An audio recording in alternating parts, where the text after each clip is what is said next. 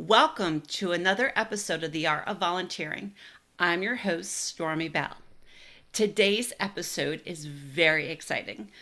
We are talking with Jeff Westover. He is one of Santa's helpers at the North Pole. So he is going to fill us in on all the incredible volunteers who help make Santa's journey around the world a success every Christmas Eve. Welcome, Jeff. Hi. So let's just start. We're going to dive right in. Can you tell me, like, something behind the scenes the way North Pole helps Santa and all the volunteers who become Santa's helpers for this awesome journey? Sure. What we do is we track Santa for Santa, which is a little bit different than the way a lot of people think about it. And that takes a lot of people who can help tell Santa's story. Believers of Christmas and of Santa out there want to know how it works. And that's what we do is we provide them news and information that allows them to not only be informed with what Santa does and how he does it, but it allows them to volunteer and to help track Santa as well. Now, you told me that you're active from the North Pole year round. Well, yeah, it takes a full year for Santa to do everything that he does. We call it Operation Merry Christmas. And it's really kind of a blanket statement of what Santa Claus does every single year. But it takes an awful lot of things to pull it off. And what happens in January is far different than what happens in December. People tend to think of tracking Santa as something that you do only on Christmas Eve, but in tracking Santa for Santa, there's a lot that goes into it. The idea behind it is to be able to help Santa get around the world, and to be able to do that, he needs elves everywhere, millions of elves. And he's got them out there in believers who want to help and do things. And so we have different kinds of elves that serve in different capacities to help Santa get around the world while we tell his story. So, is there a difference between a Santa's helper and an elf, or are they the same? Is it interchangeable? Yeah, they're the same. Elf is a pretty big term because it's defined, I think, more by what they do than who they are. For example, a reindeer is an elf. Well, a reindeer has a very different job than an elf doing, other things, tracking Santa or building toys or any of that kind of thing. So, an elf is a pretty big term. Okay, very cool. So, how long have you been a Santa's helper? Well, I've been involved for about 34 years, and what happened in making that happen was quite accidental, as these things go.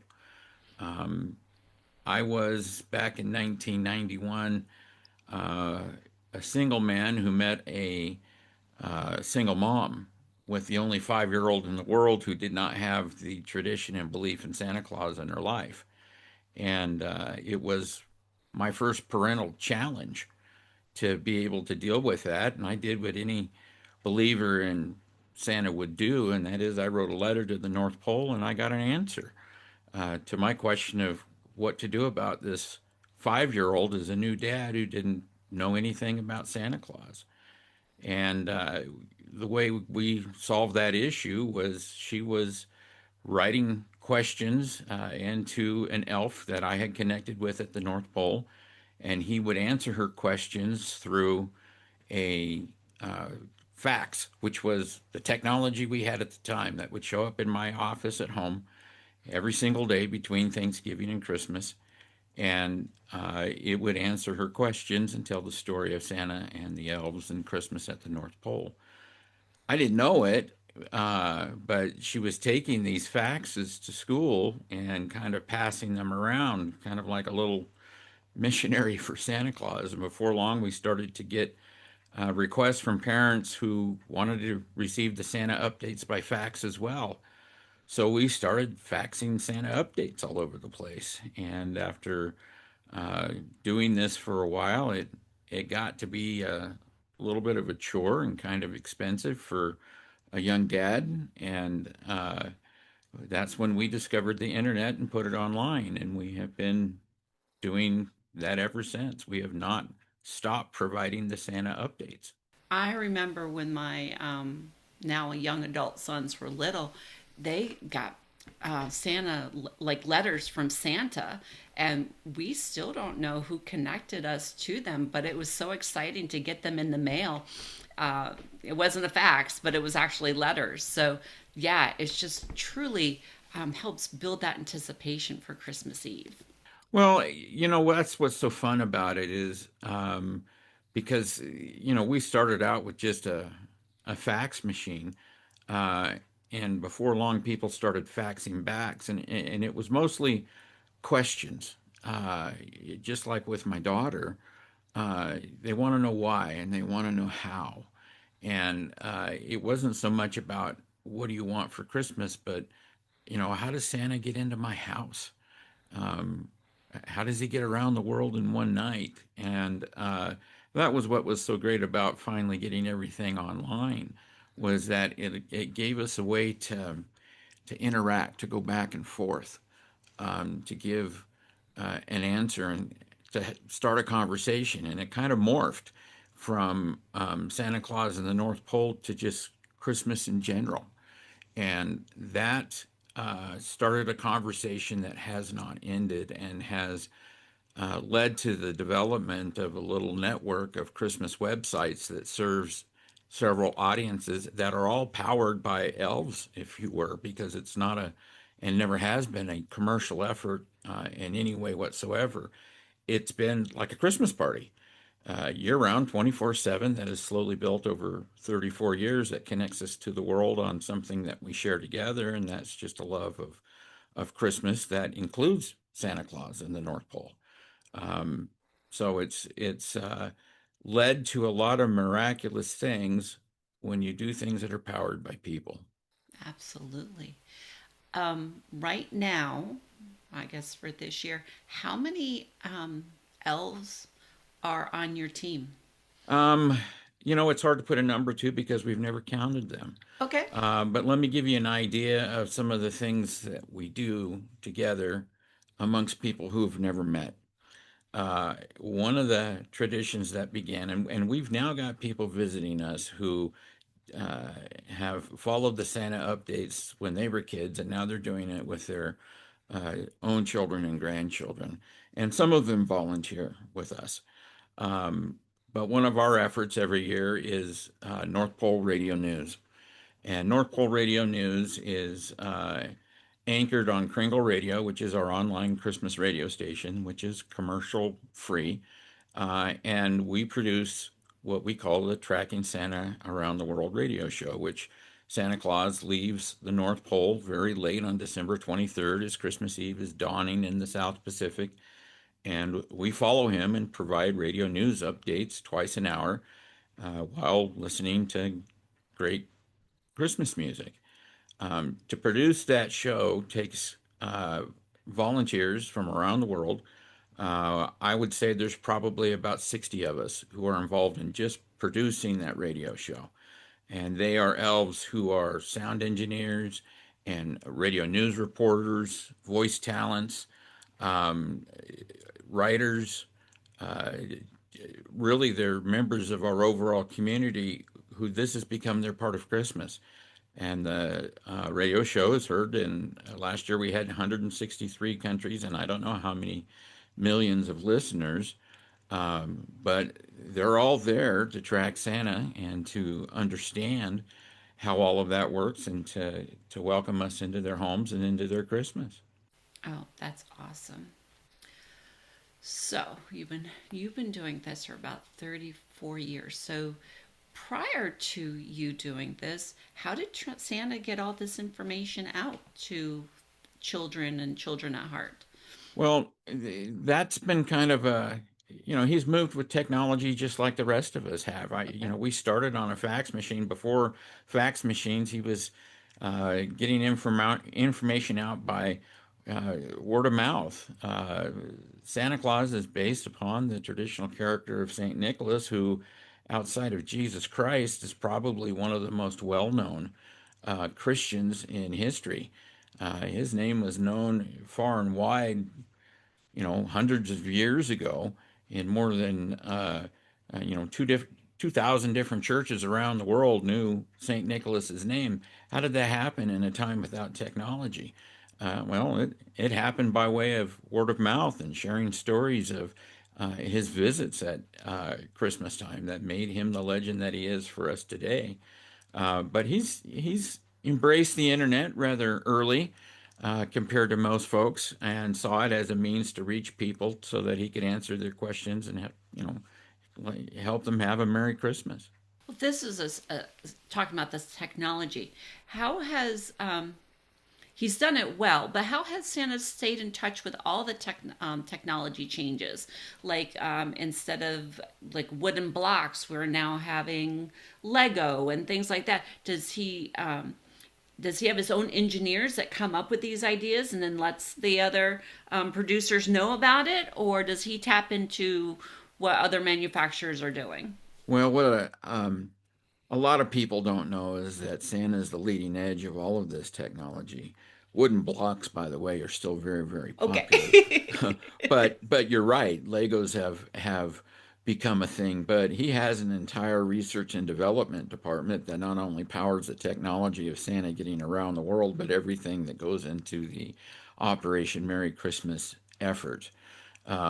We follow storylines all the time that kind of showcase the technology behind everything that Santa does, from getting a candle to smell a certain way to the different kind of lights that are available out there.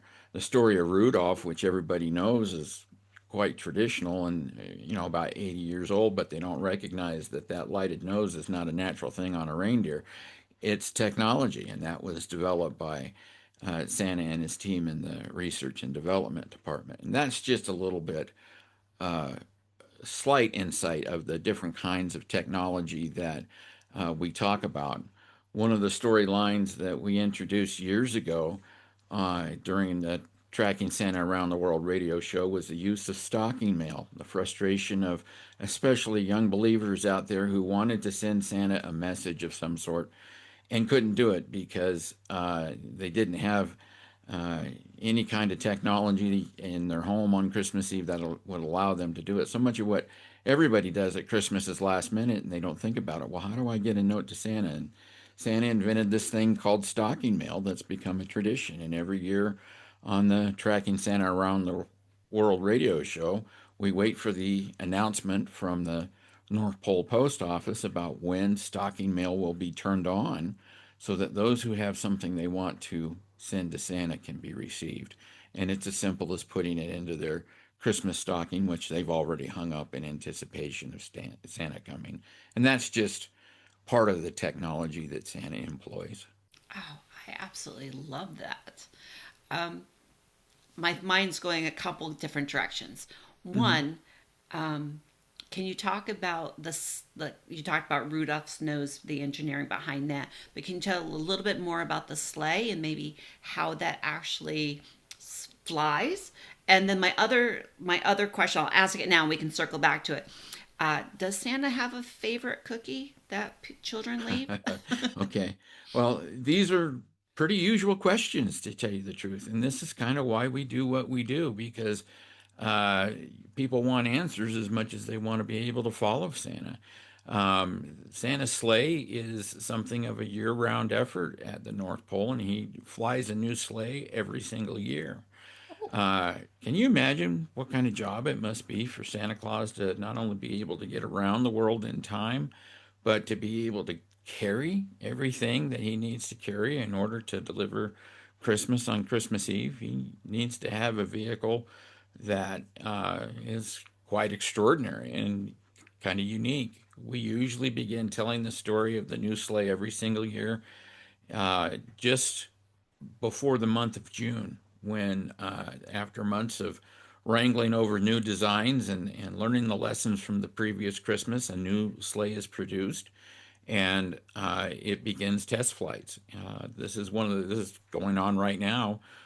Santa provides a map that you can see the path of the test flights that opens up in June, and it goes all the way up until Christmas Eve. And in fact, the final test flight of Santa's sleigh is something that is followed in those hours before Santa himself takes off in that sleigh. Santa doesn't sit in that sleigh. He's got lots of sleighs, but in the sleigh, he doesn't sit in it until he actually gets into launch and take off from the North Pole. So there's a lot that goes on to power Santa's sleigh, and it is full of technology and wonder. Uh, One of the efforts that came from all of this is a website called santatrackers.net, where anyone who wants to become an elf can learn the elf code and take the elf oath and can sign up to track Santa for Santa. And that is a work that begins long before Christmas. Their job is to be Santa's eyes and ears on the ground. And it allows them to do things like roof inspections and chimney inspections and weather reports and information reports that would be helpful to Santa in any way on a local level as he flies around the world. We have an active community of tracker elves, and they're all ages, by the way. They're as young as 3 and 4 who are helped out by parents and grandparents and older siblings.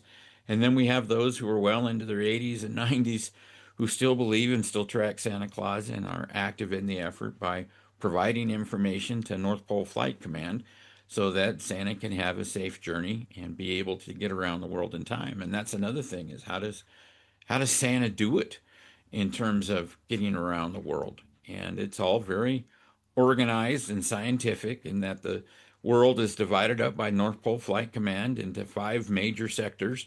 And there are millions of tracker elves in every sector who contribute to information that Santa receives and uses on his sleigh and is communicated to him as he flies around the world. Oh, that's awesome.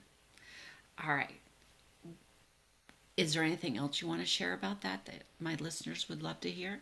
I could probably go on all day about it. I would just recommend that anybody who wants to get into it, and that's a childhood dream. I think of a lot of people who have a Santa tradition as part of their Christmas is to become an elf, to live with the idea that maybe one of these days I can go and um, you know be with Santa at the North Pole, live there, and do what elves do. And this is their foothold into that world, and to be able to do that, it takes a long time to become a North Pole elf. And elves tend to change hats a lot and get assigned different things, things that they get to do based upon their previous efforts and their dedication to helping Santa. And so a lot of those elves who work in those different positions now all began tracking Santa for Santa. And that's kind of where we all began. I absolutely love it. Okay.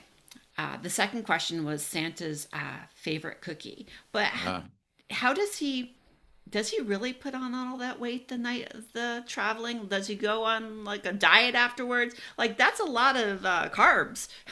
well, this is a pretty common misconception about Santa Claus, and it's because that suit that he wears is full of technology as well.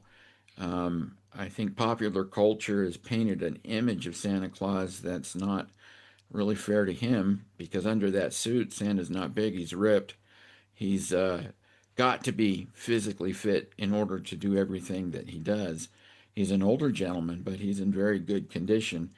And cookies are something that does bring Santa a lot of joy. But it's not that cookies power what Santa does, it's the love that goes into the making of cookies that powers what Santa does. It's kind of a cagey thing. One of the individuals, one of the elves, if you will, that we talk to a lot on North Pole Radio News is Mrs. Claus, who is, of course, the best producer of sugar cookies in the entire world. She's very popular amongst the elves for her cookie skills.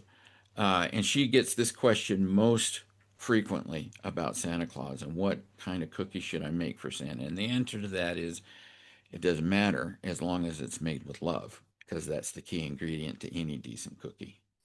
I remember my mom had a plate, and we'd put cookies on, and the plate actually said "made with love." Right, Yeah. right. Well, how can anybody make Christmas cookies without love. It's just not possible. That's true. Very true.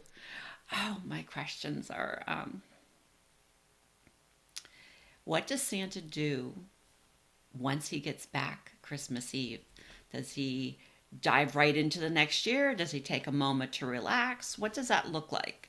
Well, that's actually the post-Christmas thing is actually the final phase of Operation Merry Christmas. It takes Santa anywhere from about 30 to 40 hours to fly around the world. So the radio broadcast that we do runs for 50 hours, runs for more than 2 full days. And so he's pretty tired when he gets back because we follow him in a very detailed way around the world as he works through all 5 sectors. And, um, all of the elves at that point, they are the last ones who receive a visit from Santa, and Santa visits every elf, you know that.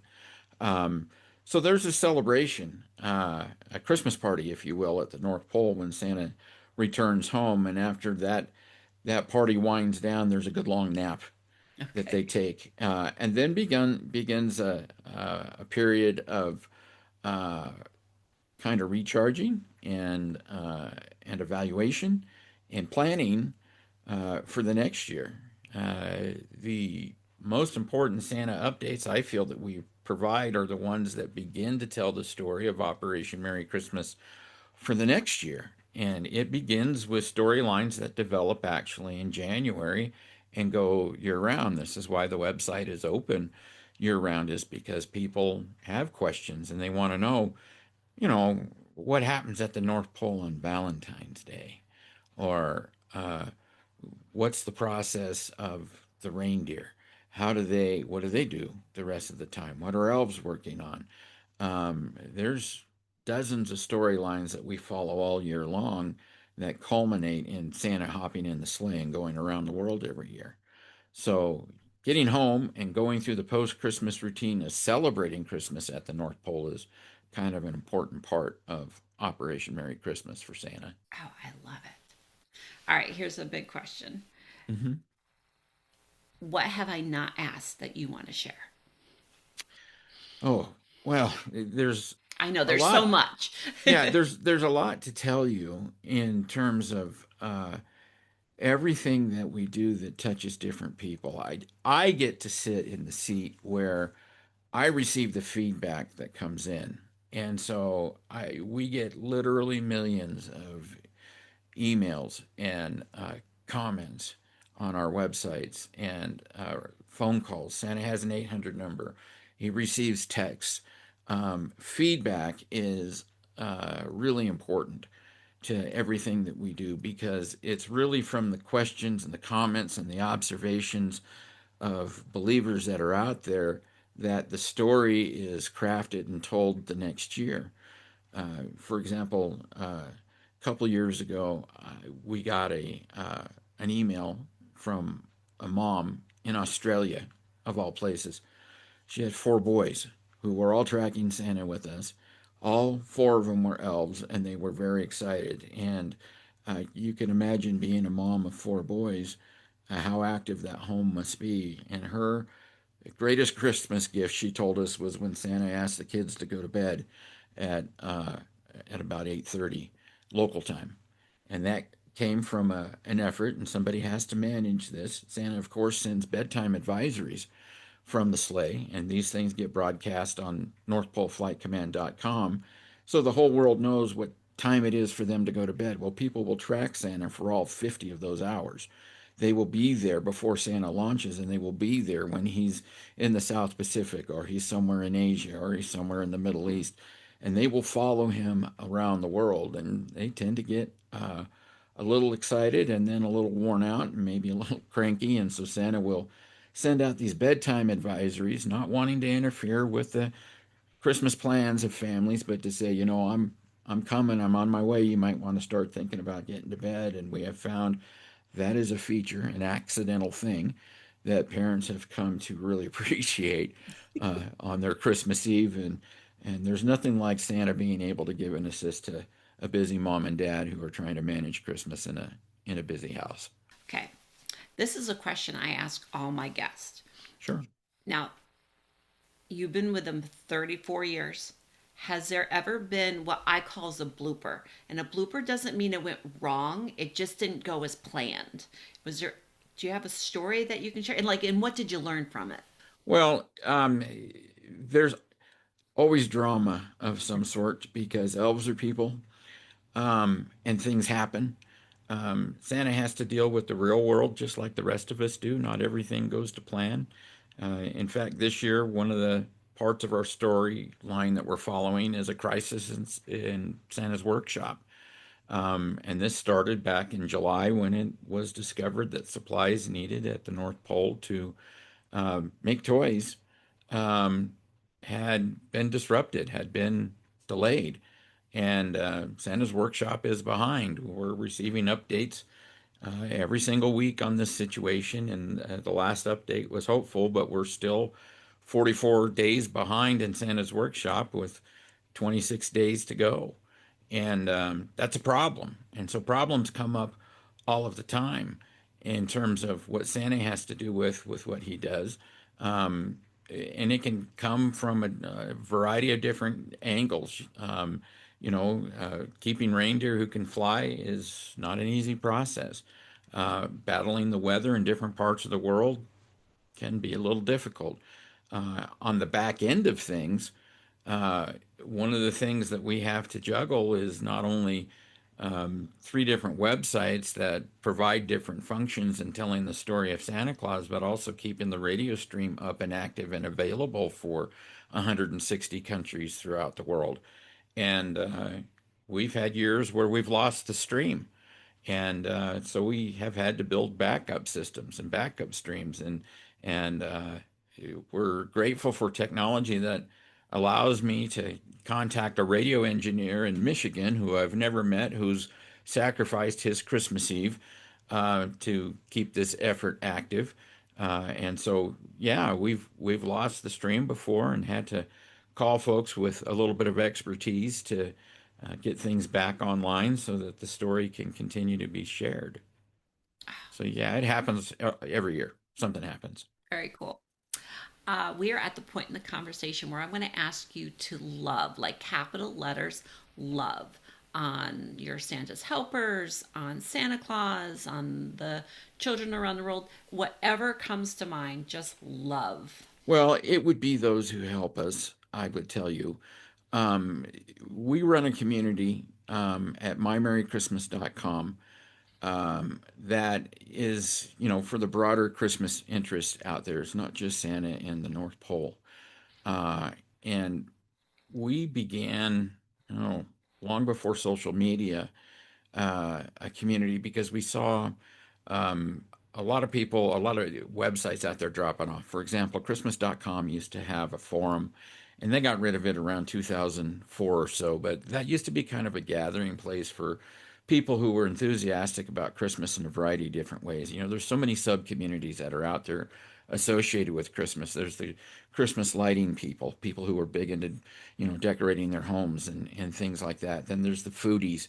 There's the Hallmarkies, as we like to call them, those who are into all the Hallmark TV shows and things like that. So many different sub communities that are out there, and we all come together in one place that we call the Merry Forums of mymerrychristmas.com. And it's not just sitting around and talking about Christmas all year, it's doing things. And we have a number of efforts, and Santa's just one of them. But we have something that we call Santa Slay. It's at santaslay.org, and it is an anonymous effort to give back to families and folks in need. And every year, we put together a little pot of money, and it might be someone who chips in a couple bucks. Others will come in at the last minute and drop a lot of money. But we reach out to the community and try and find folks who need help in whatever way. And even that effort has morphed into a lot of sub efforts. For example, one of the things we do at My Merry Christmas that is a beloved tradition is the Christmas card exchange. Christmas cards as a tradition has kind of waned in the last several decades, especially as technology has brought us closer together with social media and texting and everything that goes into it. People don't feel as much of a need to send a Christmas card anymore. Well, there were a lot of us who really enjoy sending and receiving Christmas cards. And so we started a Christmas card exchange where every year we sign up and we'll go out and buy cards and send them to each other. And again, this is a worldwide thing. So my mailman thinks I'm the weirdest person in the world because he brings me literally hundreds of Christmas cards every year from not only the United States and Canada, but from Australia and the UK and the Netherlands and Japan and he's like, "Who are you?" And of course, when people come into my home, which is decorated for Christmas every year, the cards are very prominent. Well, part of the Christmas card is exchange is something that we call Operation Christmas Cheer. And this is decades that we've done this now. Operation Christmas Cheer is an effort to send cards out to people who are shut in or they're sick or they've got some sort of special situation that wouldn't allow them to otherwise have a normal Christmas for them. And we just send them Christmas cards. And it's anonymously done. We don't tell them in advance that we're doing it. We just hear about them, we gather their information, and then we as a collective group, send cards to folks. And it always gives us the most gratified kind of reception. When I lost my mom, she received cards from Operation Christmas Cheer her last couple of Christmas, and it made the world to her. It meant everything, and I got to see firsthand the benefits of that. What we do with Santa's sleigh is anonymous. They don't know what it is that who we are or where we're coming from, and that's the point. Santa gives anonymously, we give anonymously, and that's the joy of giving in Christmas for us. Being able to help, especially single parent families, provide in an emergency situation. We've had years where we've helped raise money for handicap vehicles. We've provided everything from food to sweaters and coats. We've organized exchanges. We've done different things at a community level. We've worked with other businesses or folks who are interested in giving anonymously as well. And we've provided things like a replacement refrigerator that goes out on Christmas Eve with the help of, a Lowe's or a Home Depot somewhere. There are so many things going on in our world that's dark and negative, but there are so many more good people out there who just want to help others. And that's kind of what we do through Santa's Sleigh is we come together. Doesn't matter where we're at, doesn't matter what we believe, doesn't matter how we vote, doesn't matter, what our preferences are for anything. We come together for Christmas and for the sake of helping other people, and we're the ones who are blessed for it. And I'm grateful for those who volunteer their time. My dad was before he passed away, he had I was his caretaker, and one of the things that he would do, he had this deep, resonant voice, and so we used him in a lot of our radio work. And one of the things that he had done over the years is he developed a character, an elf character that we used on the radio. And every single year he would record and share that. And when he was so sick, I felt the need to try and give him a break from that. And and we got deep into the season, and he was asking me what was going on and why he wasn't getting his usual voice work to do. And and I told him, I said, "Well, Dad, I think you need to focus on healing." And he says, "Don't take that away from me. That's my Christmas." And that's kind of the attitude that permeates amongst all of those who work with us in our different efforts, is that it's meaningful for them because it gets down to the essence of what Christmas is all about. And it doesn't matter if they're participating in a card exchange or they're lending their talents on the radio or creating graphics or writing for us or doing any type of web work. There's so many different ways, just like Santa has so many different kinds of elves, that folks can find a way to give. And we've just kind of stumbled on it as a community online and in finding these ways. And when we learn of a need, we've learned together. And this is what I love. It's not one person, it's all of us finding an answer to these things when these situations come up. And it makes Christmas a lot more meaningful for all of us. And we're the ones who are blessed when we give. Thank you so much. Well, Jeff, we are at the end of our conversation. I have thoroughly enjoyed it. I'm looking forward to hearing the responses from all my listeners because Christmas is for children and for children at heart. And just having the opportunity to share what your mission is in helping Santa have a successful journey around the world year round. So, thank you to my listeners. I hope that you have a wonderful Christmas, and I'll see you next time on The Art of Volunteering. Have a great day. Bye bye.